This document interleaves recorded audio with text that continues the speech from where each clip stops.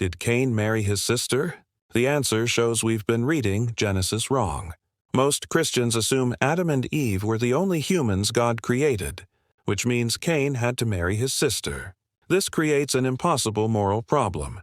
God designed a scenario requiring incest, then later called it an abomination in Leviticus. But this entire dilemma exists because we're reading tradition instead of Scripture. Look at Genesis 2:5 carefully. It establishes a specific timeline. Before any plant of the field was in the earth, there was no man to till the ground. This places us before day 3 of creation, before vegetation existed. Then God forms Adam individually in verse 7.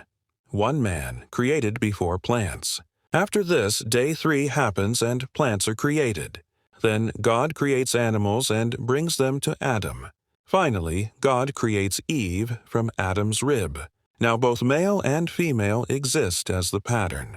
Then comes Genesis 1:27.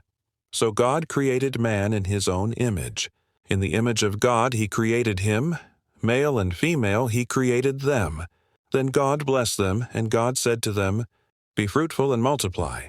Notice the plural language, them. Just like God created populations of fish and flocks of birds, He created humanity as populations on day 6. Multiple males, multiple females, multiple family units. Adam and Eve weren't the biological parents of the species. They were God's covenant representatives, the mediators placed in the garden to walk with Him and guide the rest of humanity into relationship with God. Cain didn't marry his sister. He married a woman from the day 6 families God created. That is why Genesis 2:24 makes perfect sense. Therefore, a man shall leave his father and mother and be joined to his wife. Because there were other families to marry into from the beginning. No incest. No moral dilemma.